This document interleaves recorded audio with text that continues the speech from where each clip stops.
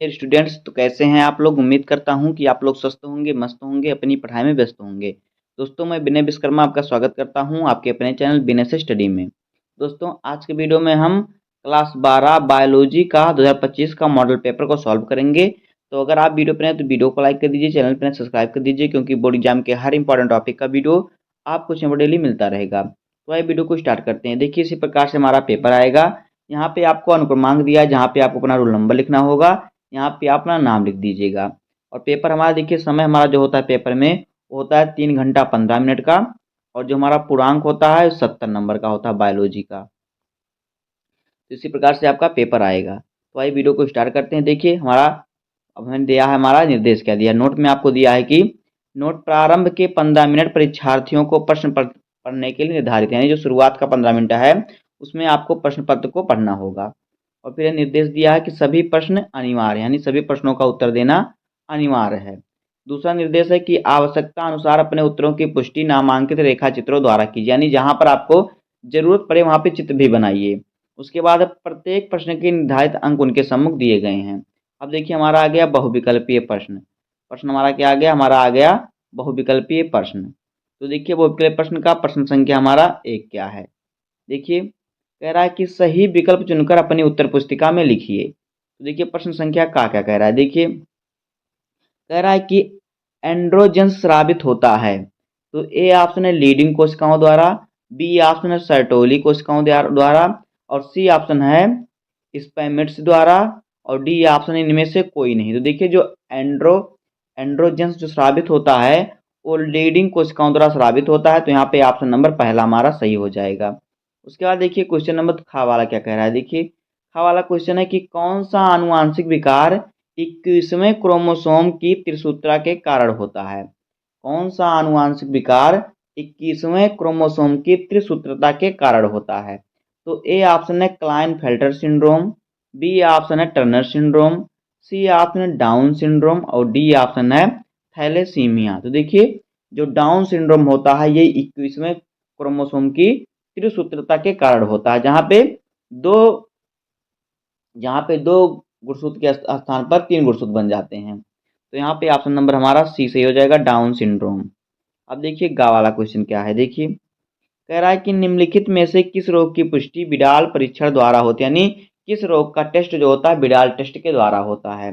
तो A option है typhoid, B option है मलेरिया, सी ऑप्शन है अतिचार यानी अतिसार यानी कि पेचिस, और डी ऑप्शन है फाइलेरिया। तो देखिए जो टाइफाइड होता है उस रोग की पुष्टि होती है बिडाल टेस्ट के द्वारा, उसका परीक्षण होता है। तो यहाँ पे ऑप्शन नंबर ए सही हो जाएगा, टाइफाइड। अब आगे देखिए घा वाला क्वेश्चन है कि आनुवांशिक रूपांतरण के संबंध में कौन सा कथन सत्य है। तो ए ऑप्शन है आनुवांशिक रूपांतरण ने फसलों को सूखा व ठंड के प्रति अधिक सहिष्णु बनाया है। बी वाला है आनुवांशिक रूपांतरण ने रासायनिक कीटनाशकों पर निर्भरता को कम किया है, और सी है आनुवांशिक रूपांतरण ने खाद्य पदार्थों के स्तर में वृद्धि की है। तो देखिए आनुवांशिक रूपांतरण में ये भी सही है, दूसरा भी सही है, तीसरा भी सही है। तो हमारा सही ऑप्शन हो जाएगा इनमें से सभी। इस पर सही का टिक लगाएंगे। अब देखिए हमारा आगे आ गया अति लघुत्तरीय प्रश्न। तो देखिए अति लघुत्तरीय प्रश्न में प्रश्न संख्या दूसरा क्या कह रहा है। देखिए कह रहा है कि अनिषेक जनन से आप क्या समझते हैं, एक उदाहरण दीजिए।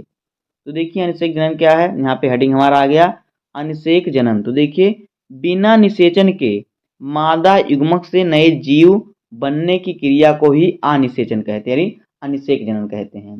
बिना निषेचन के ही मादा में नए जीव बन जाएं, ये होता है अनिषेक जनन। इसी प्रकार पौधों के कुछ भाग जैसे कि बाह्य दलपुंज पुष्पासन यानी अंडाशय को छोड़कर से बनने वाले नए फलों को आभासी फल कहते हैं। जो अंडाशय को छोड़कर बाह्य दलपुंज और पुष्पासन से जो बनने वाले फलों से नए फल बनते हैं उन्हें आभासी फल कहते हैं, जैसे कि सेब और नाशपाती हो गया।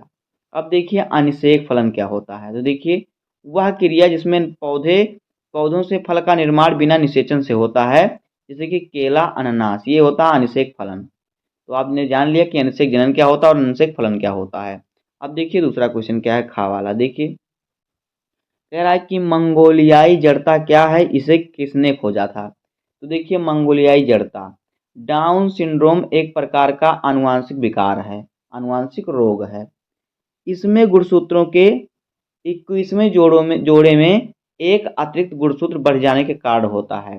देखिए, जो 21वां गुणसूत्र जोड़ा होता है उसमें मनुष्य में कितने 23 जोड़ी गुणसूत्र होते हैं, यानी कि 46 गुणसूत्र। जो 21वां जोड़ा होता है उसमें 2 के स्थान पर 3 गुणसूत्र बन जाते हैं, जिससे कि उनमें गुणसूत्रों की संख्या 47 हो जाती है 46 के स्थान पर। तो देखिए क्या होता है, कह रहा है कि 21वें जोड़े के में एक अतिरिक्त गुणसूत्र बढ़ जाने के कारण, जिसके कारण 46 के स्थान पर 47 गुणसूत्र बन जाते हैं, इसे त्रिगुणसूत्रता भी कहा जाता है।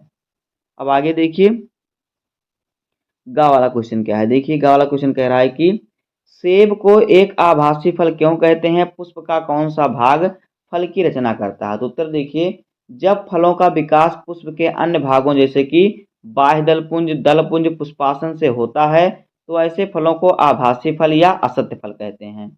उदाहरण के लिए सेब और नाशपाती, ये होते हैं असत्य फल।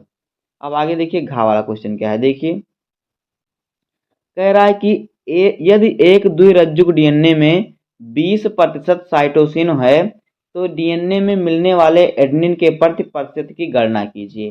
तो देखिए 4 ग्राफ के नियम के अनुसार द्विरज्जुक डीएनए में एडेनिन की संख्या थाइमिन के बराबर होती है और जो साइटोसिन की संख्या होती है वो ग्वानिन के बराबर होती है। यानी 4 ग्राफ के नियम के अनुसार क्या होता है, जो एडेनिन होता है, एडेनिन की संख्या इसके थाइमिन के बराबर होती है और जो साइटोसिन होता है उसकी संख्या ग्वानिन के बराबर होती है। तो यहाँ पे देखिए, यदि डीएनए में 100% में से 20% साइटोसिन है तो ग्वानिन भी 20% होगा और बचे 60% एडेनिन तथा थाइमिन होंगे, यानी कि 30% क्या होगा, एडेनिन और 30% थाइमिन होगा। आता है एडेनिन की डीएनए में 30% होगी।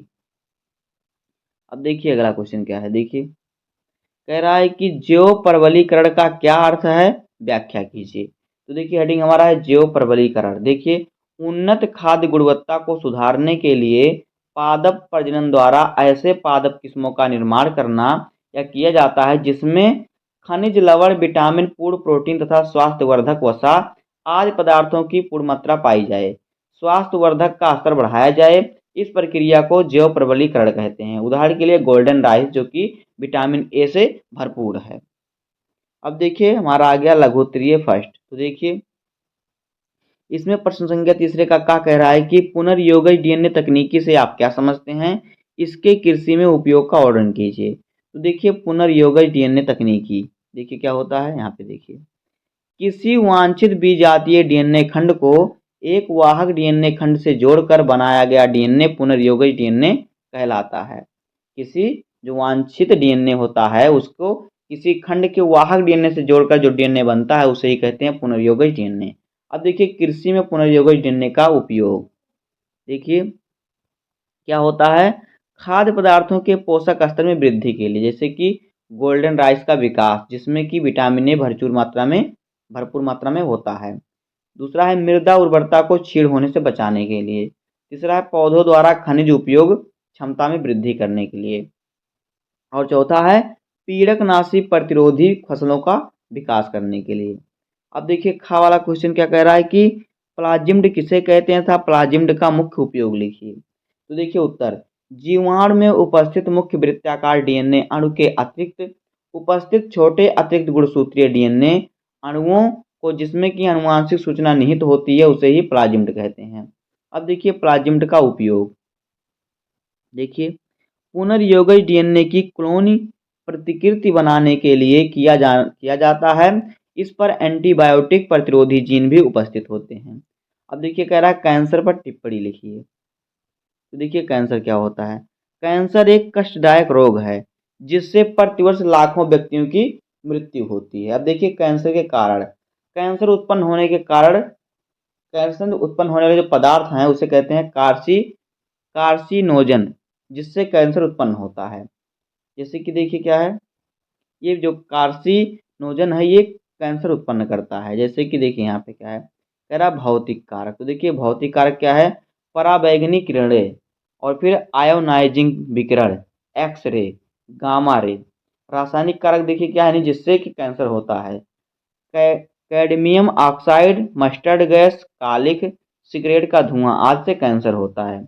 अगला जैविक कारक, देखिए इससे क्या होता है, ऑन्कोजेनिक विषाणु और चौथा है आनुवांशिक कारक, इसके कारण भी कैंसर होता है। अब देखिए कैंसर के लक्षण, तो देखिए कैंसर के लक्षण इसमें क्या होता है, घाव का जल्दी ठीक ना होना, दूसरा है शरीर के किसी भाग में गांठ का बनना जैसे कि जीभ के कैंसर, स्तन के कैंसर आदि।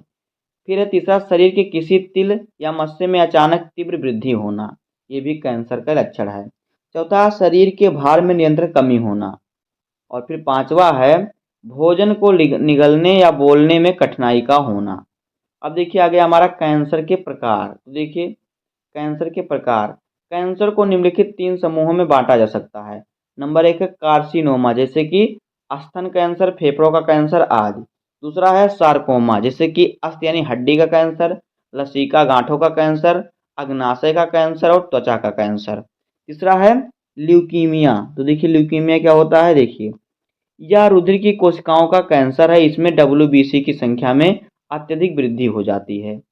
अब देखिए घाव वाला क्वेश्चन हमारा आ गया कि जात की परिभाषा लिखिए, इसके 2 लक्षण बताइए। तो देखिए उत्तर, समान जीवधारियों के उस समूह को जात कहते हैं जो प्रकृति में परस्पर जनन करके प्रजनन योग्य संतान उत्पन्न करते हैं।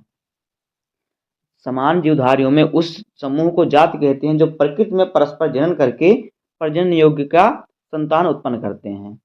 नंबर एक देखिए इसके लक्षण क्या है। नंबर 1, जाति वर्गीकरण की मूल इकाई है या समान जीन पूल साझा करती है। दूसरा है एक जाति के सदस्यों को अन्य जाति के सदस्यों से आकारिकी लक्षणों के आधार पर एक दूसरे से पृथक करते हैं। तो दोस्तों इस प्रकार से हो जाएगा बायोलॉजी का मॉडल पेपर। तो दोस्तों आज की वीडियो में सिर्फ इतना ही सॉल्व करेंगे, इसके बाद हम करते हैं नेक्स्ट वीडियो में सॉल्व। तो बस आज की वीडियो में इतना ही, उम्मीद करता हूं कि आपको वीडियो पसंद आया होगा। अगर आपको वीडियो पसंद आए तो वीडियो को लाइक कर दीजिएगा, चैनल पर सब्सक्राइब कर दीजिए और बेल आइकन को प्रेस कर दीजिए, क्योंकि बोर्ड एग्जाम के हर इंपॉर्टेंट टॉपिक का वीडियो आपको चैनल पर डेली मिलता रहेगा। तो मिलते हैं किसी नेक्स्ट वीडियो में, तब तक के लिए धन्यवाद, जय हिंद।